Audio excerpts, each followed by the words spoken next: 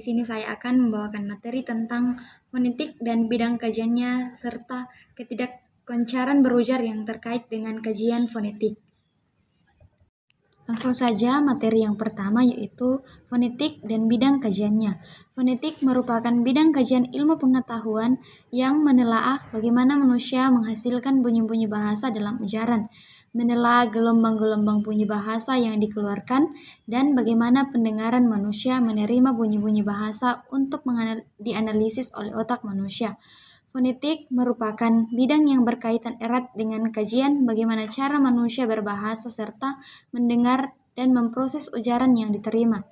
Fonetik ini sangat berguna untuk tujuan-tujuan seperti pengajaran diksi, penguasaan ujaran bunyi-bunyi bahasa asing, perbaikan kualitas pertutur bagi mereka yang menghadapi masalah kurang daya pendengarannya. Secara umum, fonetik dapat dibagi menjadi 3 bidang kajian yaitu fonetik fisiologis, fonetik akustis, dan fonetik auditoris. Yang pertama itu fonetik fisiologis. Fisiologi adalah suatu bidang ilmu pengetahuan yang mengkaji tentang fungsi fisiologis manusia. Sebagaimana yang kita ketahui, manusia yang normal tentu mampu menghasilkan berbagai bunyi bahasa dengan menggerakkan atau memanfaatkan organ-organ tuturnya, lidah, bibir, dan gigi bawah yang digerakkan oleh rahang bawah. Dengan demikian, seseorang yang ingin mengkaji bunyi-bunyi bahasa harus mengetahui juga berbagai struktur mekanisme pertuturan, memahami fungsi setiap mekanisme tersebut, dan peranannya dalam menghasilkan berbagai bunyi bahasa. Dalam hal ini, bidang fonetik yang mengkaji tentang penghasilan bunyi-bunyi bahasa berdasarkan fungsi mekanisme biologis organ tutur manusia dinamakan fonetik fisiologis. Yang kedua yaitu fonetik akustis. Kajian fonetik akustis bertumpu pada struktur fisik bunyi-bunyi bahasa dan bagaimana alat pendengaran manusia memberikan reaksi kepada bunyi-bunyi bahasa yang diterima. Ada 3 ciri utama bunyi-bunyi bahasa yang mendapatkan penekanan dalam kajian fonetik akustis, yaitu frekuensi, tempo, dan kenyaringan.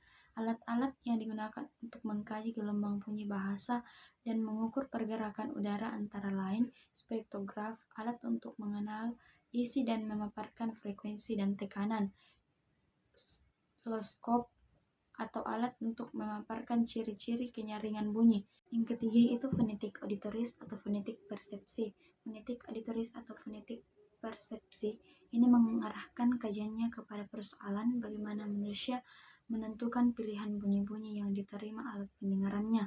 Dengan arti kata, kajian ini meneliti bagaimana seseorang pendengar menanggapi bunyi-bunyi yang diterimanya sebagai bunyi-bunyi yang perlu diproses sebagai bunyi-bunyi bahasa yang bermakna. Apakah ciri bunyi-bunyi bahasa yang dianggap penting oleh pendengar dalam usahanya untuk membedakan setiap bunyi bahasa yang didengar. Tegasnya, fonetik auditoris adalah kajian terhadap proses sistem pendengaran terhadap rangsangan gelombang bunyi yang diterima. Materi yang kedua itu ketidaklancaran berujar yang terkait dengan kajian fonetik. Istilah ketidaklancaran berujar ini diterjemahkan dari language disabilitas. Apabila dikaitkan dengan proses berbahasa lisan, maka ketidaklancaran berujar ini merujuk kepada kegagalan atau kekurangan kemampuan seseorang untuk berkomunikasi dengan menggunakan bahasa lisan dengan lancar dan berkesan. Dalam beberapa kasus, fenomena ketidaklancaran berujar ini sering dikaitkan dengan kemampuan belajar oleh individu yang bersangkutan. Pada umumnya, penutur yang mempunyai masalah ketidaklancaran berujar ini akan sukar atau tidak langsung merespon yang sewajarnya atau keadaan lain yang tidak diharapkan dalam suatu percakapan. Masalah ketidaklancaran berujar oleh penutur ini dapat dilihat dari segi atau keadaan kelemahan organ penuturnya, keadaan suaranya, terutama dari segi nada dan kenyaringan, dan kelancaran berujar. Permasalahan ini bisa disebabkan oleh kegagapan, kelumpuhan saraf otak, afasia, dileksia, disatria, dan lain-lainnya. Yang pertama, yaitu kegagapan. Gagap merupakan salah satu permasalahan yang berhubungan dengan ketidaklancaran ketika berbahasa yang dialami oleh seorang penutur. Pada umumnya, penutur yang gagap adalah penutur yang menghadapi masalah kekurangan kemampuan artikulator untuk berfungsi secara normal dan masalah pengaturan pernapasan atau lewatan udara dari paru-paru si penutur. Antara lain, yang termasuk ciri-ciri kegagapan adalah pemendekan, pemanjangan, dan pengulangan.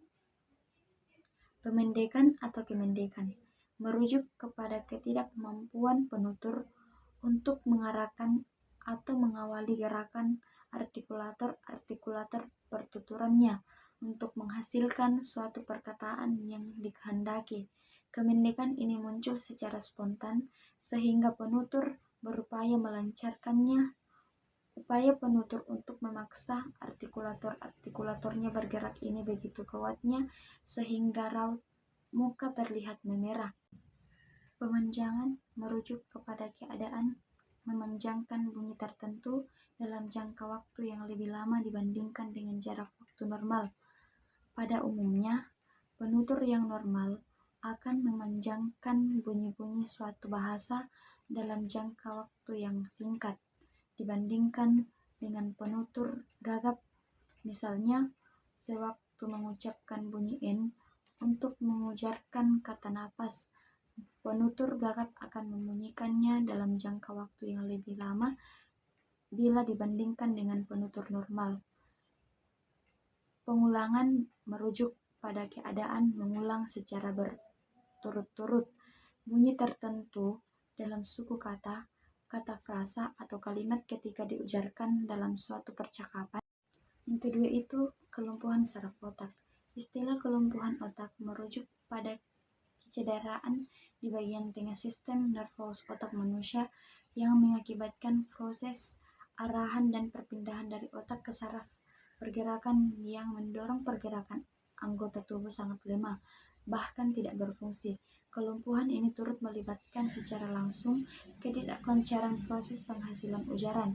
Ketidaklancaran ini berkaitan dengan keadaan pernapasan yang tidak normal yang berdampak pada aliran udara yang diperlukan ketika menghasilkan bunyi bahasa, kenyaringan dan kejelasan suara, dan kemampuan gerakan artikulator-artikulator pertuturan. Yang ketiga itu belahan langit-langit mulut. Pengertian belahan langit-langit mulut ini merujuk pada keadaan terbelahnya atau merekahnya langit-langit mulut seseorang. Belahan atau rekahan langit-langit mulut ini bisa terjadi pada langit-langit keras saja, langit-langit lunak saja, atau keduanya.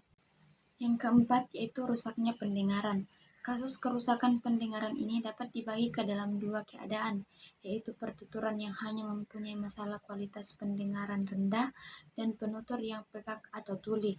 Penutur yang mempunyai kualitas pendengaran yang rendah berkemungkinan gagal untuk mengenal dengan baik bunyi-bunyi yang berfrekuensi tinggi, misalnya bunyi S dan F. Karena itu ia akan menghadapi masalah ketika memahami perkataan dalam suatu ujaran yang mengandung bunyi-bunyi frekuensi tinggi tersebut. Terima kasih, sekian dari saya.